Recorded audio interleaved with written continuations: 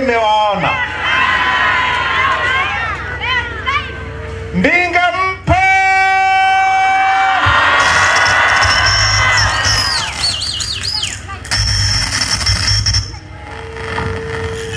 Utaratibu wa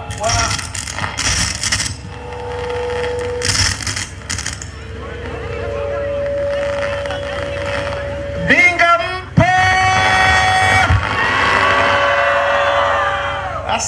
Asante Mbinga, nimewaona na nafikiri mmesikika eti. Sasa nimefurahi kurudi Mbinga tena.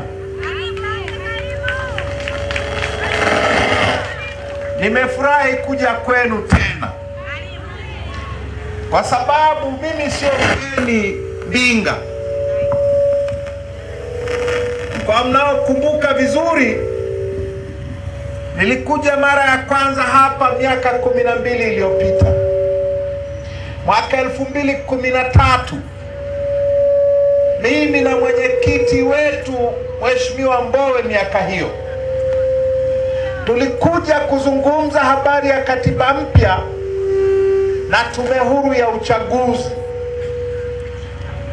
na leo tumerudi tena kuja kuzungumza habari ya katiba mpya na hasa habari ya tume huru ya uchaguzi, habari ya mfumo bora zaidi wa uchaguzi.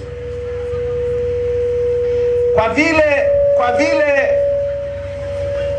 uchaguzi ni njia pekee katika nchi yetu. Kama moja ya hovyo na mnayo muizime kabisa ile kitu. Nimesema kwa vile uchaguzi ni namna pekee halali ya kupata viongozi katika nchi yetu, ni muhimu kwa hiyo kuzungumza habari ya uchaguzi. Ni muhimu kuzungumza habari ya tume ya uchaguzi. Ni muhimu kuzungumza mfumo wa uchaguzi, kwa sababu mfumo wa uchaguzi ndio unaamua tunapata viongozi wa aina gani. Tukiwa na mfumo mzuri wa uongozi wa uchaguzi, utatuwezesha kuchagua viongozi bora. Tukiwa na mfumo wa hovyo wa uchaguzi, badala ya kuchagua viongozi bora, tunachagua vibaka au hatuchagui kabisa. Mfumo wa uchaguzi ukiwa wa hovyo, narudia tena, aidha tunachagua vibaka au hatuchagui kabisa. Watu wanapachikwa tu. Hapa tuko kwenye halmashauri ya mji wa Mbinga, au nakosea? Mmechagua nyewe wenye viti wa mtaa? Mmechagua? Wapinzani wote walienguliwa, na ukiengua wapinzani wakabaki watu wa CCM peke yao, kuna uchaguzi? Kuna uchaguzi? Kwa hiyo hamjachagua, wamepachikwa. Wakipachikwa watawateteeni nyie? Watawateteeni? Watawasemea? Wanapachikwa kwa sababu mfumo wetu wa uchaguzi ni wa hovyo. Ikitokea kuna uchaguzi, hawajaengua wagombea wetu, kukawa na uchaguzi, halafu mapolisi wanatembea na vibegi vya kura feki mgongoni, walimu wanaosimamia wanatembea na vibegi vya kura feki. Kura feki zinajazwa kwenye masanduku ya kura kwa sababu wameondoa mawakala wa vyama vya upinzani. Kuna uchaguzi hapo? Matokeo yake ni kwamba badala ya viongozi wa kuchaguliwa, tunapata vibaka. Tukipata vibaka, hata kama wanaitwa waheshimiwa huyu au yule, watakutetea wewe. Huwezi ukatetewa na mtu ambaye hajatokana na ridhaa yako, hana baraka zako, hujamweka wewe madarakani, huwezi kumdai chochote. Mnawadai CCM chochote?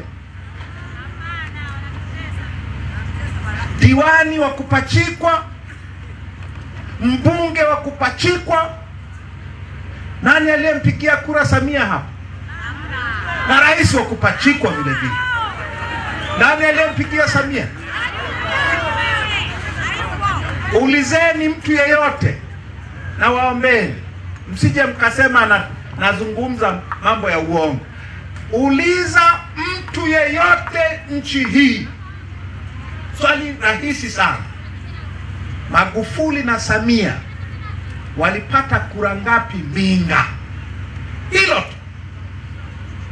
Wakikujibu nifuate, nitakupa shilingi milioni moja. 100 sina, ila 1 naweza kupata. Milioni 1 nitapata. Uliza swali hili, tuambie yeyote yule, Samia na Magufuli 2020 walipata kura ngapi Mbinga mjini au Mbinga vijijini au Songea mjini au Chato kwa Magufuli au Kizimkazi kwa Samia? Uliza walipata kura ngapi, uone kama utaambiwa.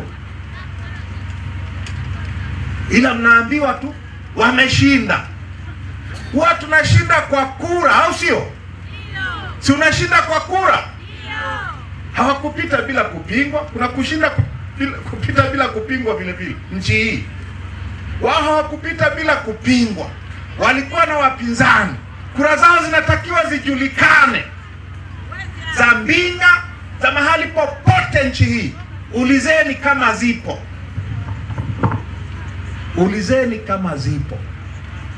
Mimi najua hazipo. Na hazipo kwa sababu waliiba tu. Alafu tume walioiweka ikawatangaza wameshinda. Matokeo yake ya kuwa na rais wa kupachikwa, mbunge wa kupachikwa, diwani wa kupachikwa, wenye viti wa kupachikwa, nitayasema sasa hivi. Matokeo yake kwa wananchi wa Mbinga. Sawa sawa? Huu mkoa wenu wa Ruvuma, huu mkoa wa Ruvuma ni mkoa unaoongoza nchi hii kwa kuchimba na kuuza makaa ya mawe nje ya nchi hii. Sawa sawa? Au nakosea? Nazungumza kitu hamkifahamu. Ukikaa hapa Mbinga mjini, anzia saa 12 asubuhi mpaka saa 12 jioni, uhesabu malori yaliyoandikwa Mighty Logistics yanayopanda mlima kwenda huko chini. Huko chini wapi? Mbamba Bay.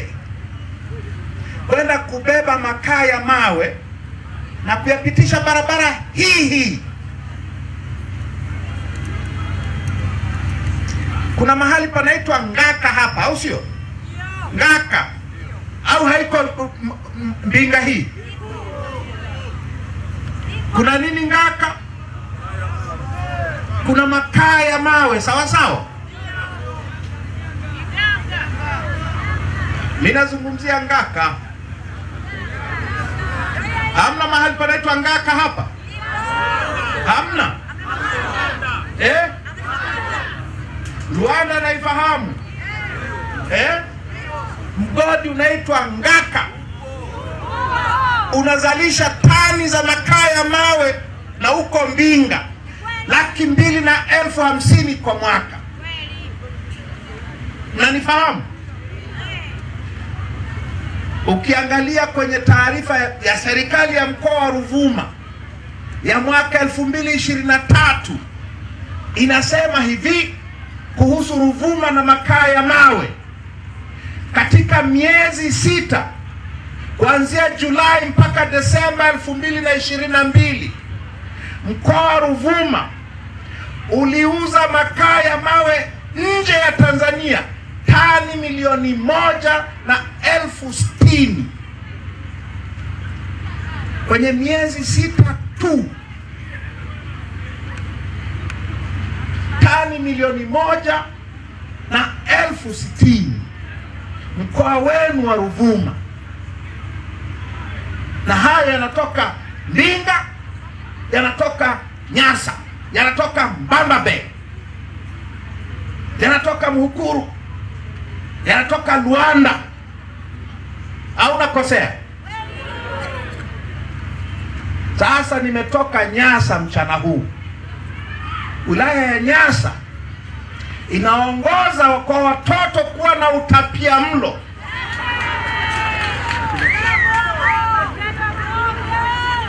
Ina asilimia 35.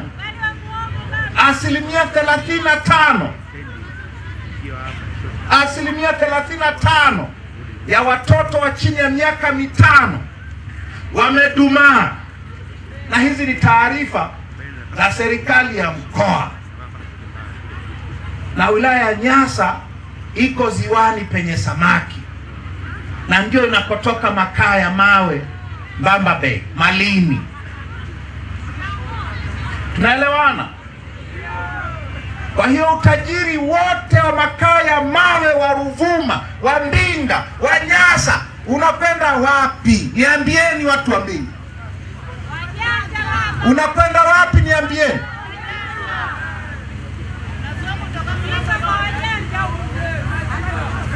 Yanakwenda wapi? Makaa ya mawe ya kwenu yanakwenda wapi? Haya ambayo magari yanapita hapa kila baada ya dakika 10 lazima lori lipite hivi. Maite Logistics. Jana wakati natoka Masasi kuelekea na Mtumbo, nimehesabu malori nayo pishana nayo yanakwenda Pwani kwenda kupakia mkaa wa mawe na kupeleka nje ya Tanzania. Nilipofikisha 200 nikaacha kuhesabu, kwa sababu kila baada ya dakika 5 unapishana na lori. Maite Logistics, Specialized Hauliers, Ruvuma Coal Limited, yote yamebeba mali, yanatoa mkoa wa Ruvuma yanapeleka kwingine, yanapeleka nje ya Tanzania. Halafu Nyasa yanakotoka hayo makaa ya mawe, asilimia 35 ya watoto wamedumaa, utapia mlo.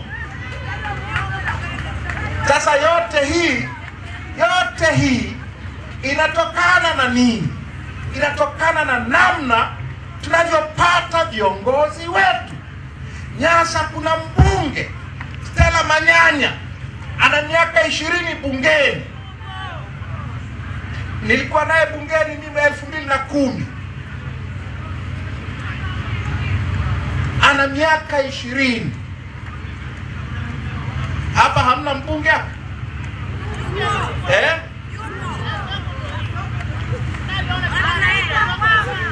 Anayajua haya? Mbunge wenu anayajua haya? Anayajua haya? Stella Manyanya anayajua haya? Nchimbi anayajua haya? Kwa mkoa wenye utajiri kama huu, kwa viongozi ulionao, kwa mfumo wetu wa uchaguzi, kwa mfumo wetu wa kupatia viongozi, unaachaje kuwa na watoto waliodumaa? Kama tuna mfumo wa uchaguzi usio waruhusu wananchi wachague viongozi wanaowapenda, ukiweka wagombea upinzani wanawaengua, wakiandikisha wapiga kura wanaandikisha wapiga kura watoto wadogo, marehemu, hewa, nini, uchafu.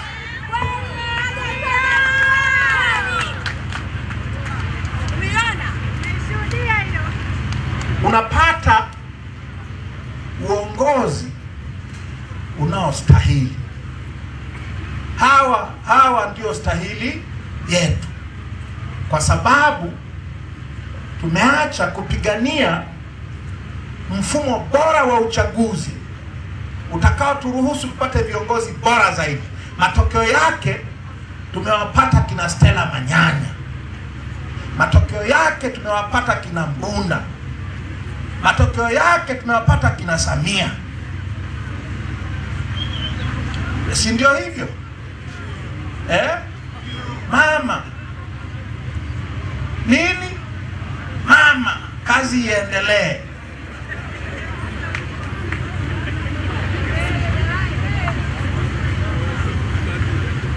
Nanielewa ndugu zangu? Hii Mbinga inalima sana mahindi. Au nakosea? Inalima sana mahindi. Nye watu mnalima mahindi kweli kweli. Tunaelewana? Biashara ya mahindi ikoje hapa? Niambieni watu wa Mbinga. Niambieni nye wakulima wa mahindi, biashara ya mahindi ikoje? Nani anayetajirika na kilimo cha mahindi Mbinga? Ni wakulima.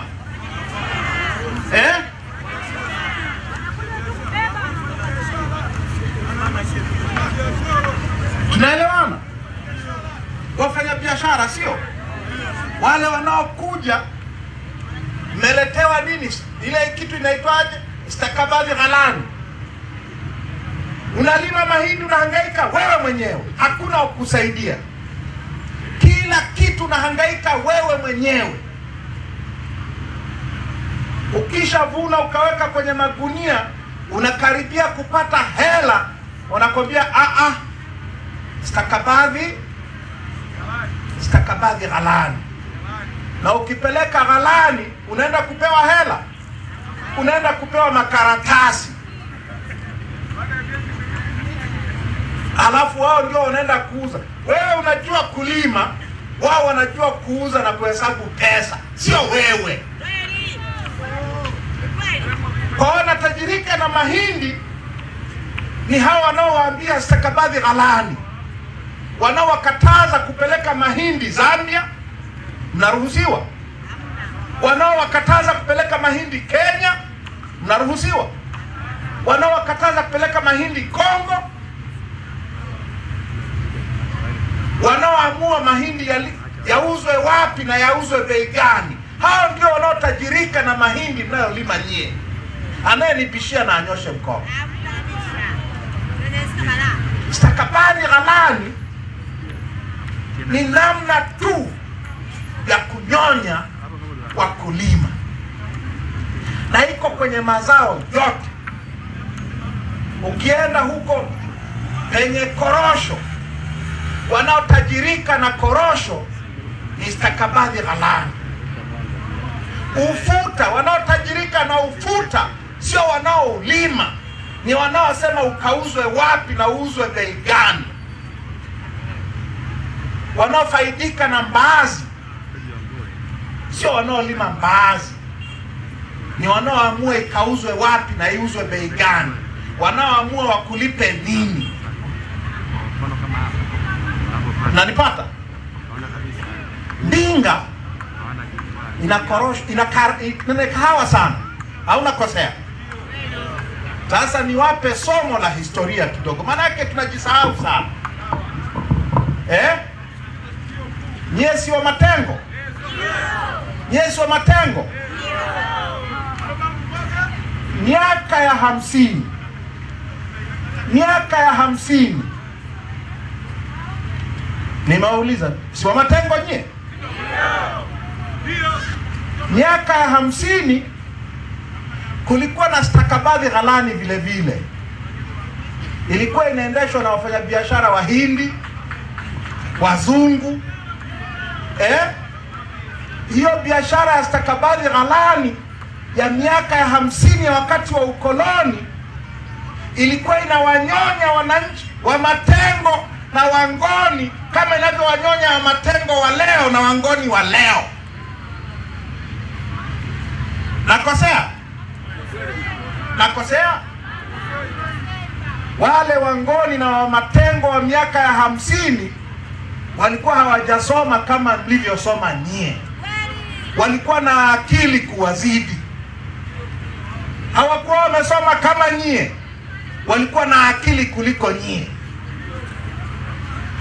Walichofanya Wangoni na Wamatengo wa miaka ile, walisema hatutaki stakabadhi ghalani tena. Wakaanzisha chama kinaitwa Ngoni Matengo Cooperative Union. Nani amekukisikia hapa? Nani amekusikia Ngoni Matengo Cooperative Union? Hamjai kusikia, sio? Wajinga ndio?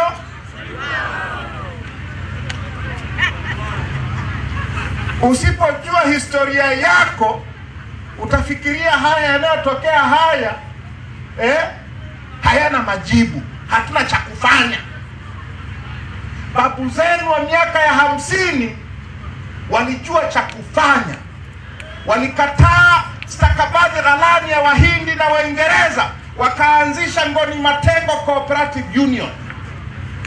Na Ngoni Matengo Cooperative Union, katika vyama vya wananchi vilivyokuwa na nguvu, cha kwanza kilikuwa cha Wachaga, Kilimanjaro Native Cooperative Union. Cha pili kilikuwa cha Wasukuma wa Pamba. Cha tatu kilikuwa cha Wahaya kahawa. Cha 4 chama kilichokuwa na nguvu cha wakulima ilikuwa Ngoni Matengo Cooperative Union. Walikataa stakabadhi ghalani. Walikataa kunyonywa. Nyie wa leo mkoje? Nyie wa Matengo wa leo mkoje? Kwa nini mnaruhusu ujinga huu? Kwa nini mnaruhusu kunyonywa? Ni babu zenu watakuwa wanasikitika sana mahali waliko. Hao walioanzisha Ngoni Matengo Cooperative Union watakuwa wanasikitika sana kuona wajukuu zake wazao mlivyokuwa. Kwa biashara ya kahawa hapa ipo. Ni stakabadhi ghalani, hauna kosea. Ni stakabadhi ghalani. Mahindi stakabadhi ghalani. Makaa ya mawe yanapelekwa China, India, Ulaya, Kenya, yakajenge viwanda vya chuma, kwa sababu makaa ya mawe yanatumika kuyeyushia chuma cha kutengenezea injini za magari na za treni na za bidhaa zingine zote za chuma unazofahamu. Na sisi tuna makaa ya mawe. Mkoa huu zaidi reserve inakadiriwa zaidi ya tani bilioni 5. Reserve iliyoko Ngaka peke yake ni tani milioni 400. Tunaweza tukachimba makaa ya mawe hapa kwa miaka 100 inayokuja. Na tuna chuma, tuna madini ya chuma, unakosea. Ludewa hapa. Ludewa iko mbali na hapa. Ludewa si iko mbele tu hapa. Tuna madini ya chuma Ludewa. Tuna makaa ya mawe Mbinga na Nyasa. Tunaweza tukajenga viwanda vya kuyeyusha chuma hapa. Na ukijenga viwanda vya kuyeyusha chuma, utajenga viwanda vingine vyote vinavyotumia chuma. Nchi zote zilizoendelea za dunia hii, unazozifahamu na usizozifahamu, zimeendelea kwa sababu namba 1, makaa ya mawe, nishati ya kuyeyushia chuma, nishati ya kutengenezea umeme, nishati ya kutengenezea kemikali za viwandani. Makaa ya mawe. Ukitaka kuendelea, cha kwanza, rasilimali ya kwanza unahitaji kuwa nayo kuendelea kiviwanda unahitaji makaa ya mawe. Tunayo ya kumwaga hapa, yanachimbwa kila siku, yanapelekwa nje ya nchi. Halafu tunasema tuna viongozi.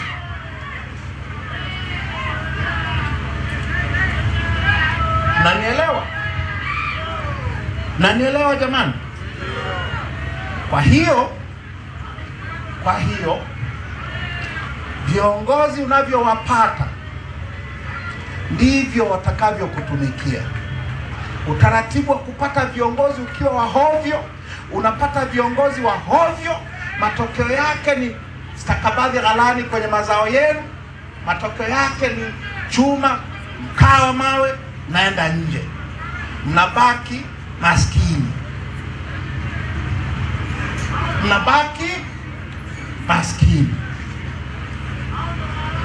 Sasa hivi kwa sababu mahindi hayajavunwa, si hamjaanza kuvuna, hakuna mageti ya ushuru barabarani. Sijaona mimi.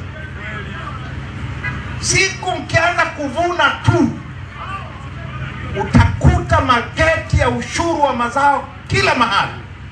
Na mageti ya ushuru wa mazao lengo lake ni moja tu, kumnyonya mkulima. Ukipita na mzigo, toa hela. Wakipita na mzigo wa sukari, geti haiwahusu. Wakipita na mzigo wa nguo, geti haliwahusu. Ukipitisha mzigo wa mahindi unapeleka sokoni, geti ni ya kwako. Ukiwa na kabiashara hapa, si mna biashara hapa? Kuna biashara sana hapa. Ushuru unakuhusu. Ushuru wa halmashauri, TRA inakuhusu. Wanakomba unachokipata. Ukiweka ndizi chini tu, ushuru unakuhusu. Ukimrushia mama yako, baba yako hela, ushuru unakuhusu. Tozo. Ukipewa mshahara wewe askari, kodi inakuhusu.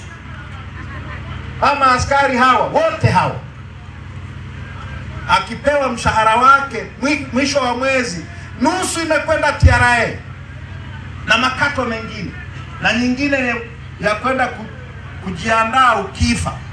Kwa sababu askari akifa siku hizi hazikwi na serikali, anazikwa na hela waliokatwa mishahara yao wakati wanafanya kazi. Wanaita mfuko wa kufa na kuzikana. Yaani nyie maaskari, kazi ya uaskari ya hatari. Kila hatari ni ya kwenu. Serikali inatakiwa iwazike. Serikali ya Tanzania inawaipia mpaka nyie, inawakata mishahara ili ukifa ujizike, na hata hizo wanazila.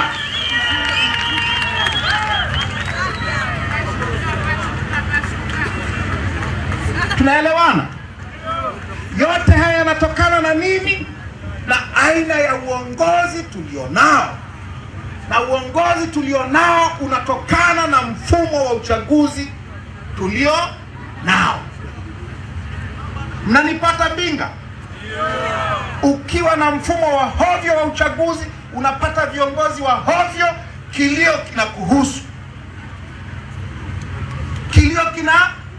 Kilio kinakuhusu. Ndio maana tunazungumza habari ya kufanya mabadiliko kwenye mfumo wetu wa uchaguzi. Ndio maana tunazungumza tume huru ya uchaguzi, ili tuweze kupata viongozi bora watakaosikiliza shida zetu. Hawa wanaopachikwa hawahangaiki na sisi. Ili tupate viongozi wanaohangaika na sisi, lazima utaratibu wa kuwapata uwe bora kuliko ulivyo sasa hivi. Sasa tumezungumza habari ya tume huru miaka 12 iliyopita nilipokuja hapa na mwenyekiti Mbowe. Tumeizungumza habari ya tume huru tangu mwaka 92 Jaji Mkuu Francis Nyalali alipoleta ripoti yake kwa Rais Mwinyi kwamba twende kwenye mfumo wa vyama vingi vya siasa, lakini ili mfumo wa vyama vingi vya siasa uwe na tija kwa wananchi, lazima tuwe na tume huru ya uchaguzi. Lazima tuondokane na mfumo huu wa uchaguzi unaoipendelea CCM. Maneno ya Nyalali miaka 33 iliyopita, leo bado tunapigia kelele maneno hayo hayo, kwa sababu CCM wamekataa kusikiliza la mtu. Wamekataa tangu 92. Sasa hatuwezi tukaendelea kulia.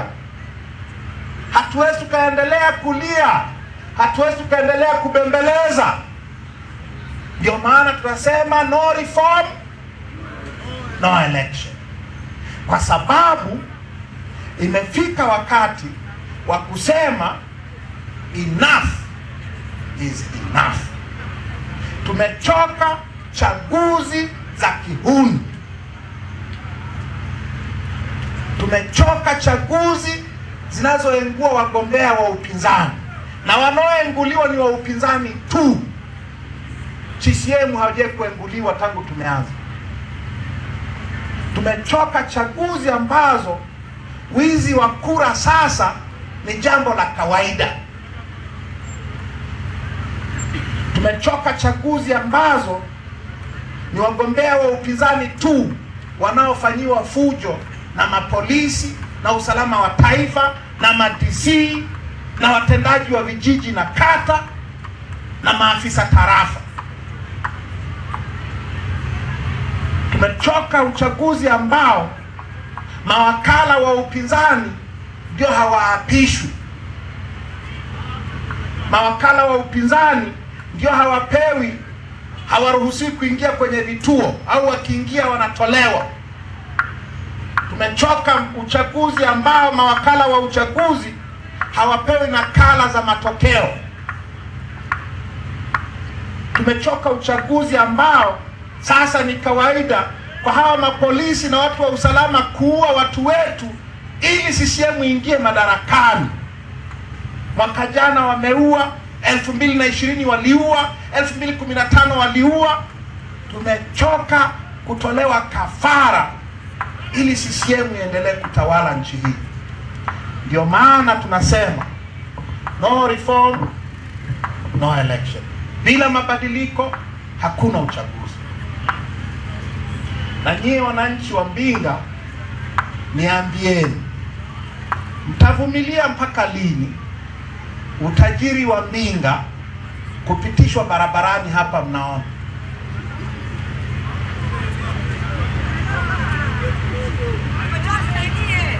hamna elimu. Nimewaambieni wa Matengo wa miaka ya 50 hawakuwa na elimu mlionayo nyie hapa, lakini walikataa stakabadhi ghalani ya Wahindi na Wazungu, wakaiondoa. Tusiambiane hatuna elimu. Mna elimu kuliko babu zenu wa miaka ya 50. Hamjaamua tu. Mnafikiria kwamba ili tatizo atakuja kulitatua mjomba fulani, sio nyie wenyewe. Babu zenu walijielewa, bibi zenu walijielewa, wakasema hili tatizo tutalimaliza sisi wenyewe kwa nguvu zetu wenyewe, na walilimaliza. Msisubiri mjomba. Hakuna mjomba atakayekuja kufanya hii kazi, wala shangazi. Ni nyie wenyewe.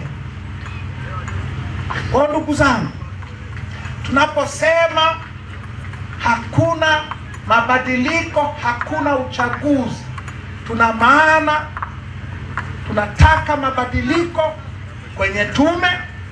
Tusiwe na tume ya aina aliyozungumzia mheshimiwa leo. Manake tunataka wapiga kura halali tu ndio waandikishwe, na waandikishwe sawa sawa. Manake tunataka fujo wanazofanyiwa wagombea wa upinzani wakati wa kampeni zikome. Tunataka uenguaji wa wagombea wa upinzani uishe. Tunataka kila chama kinachoshiriki uchaguzi kiwe na mawakala wakati wote wa uchaguzi.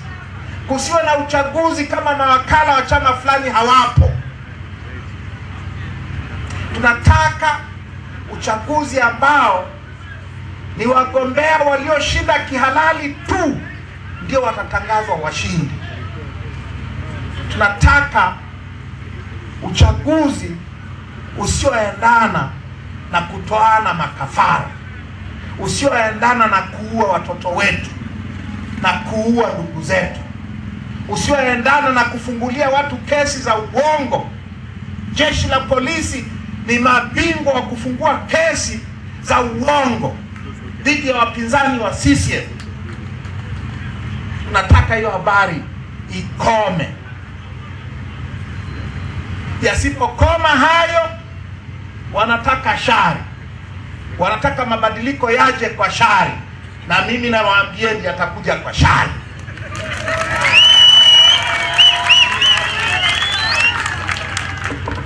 Tumevumilia miaka 30 ya kuomba kwa amani. Tumevumilia miaka zaidi ya 30 ya kuomba kwa heri. Hasa kama heri haiwezekani, tunaenda kwenye shari.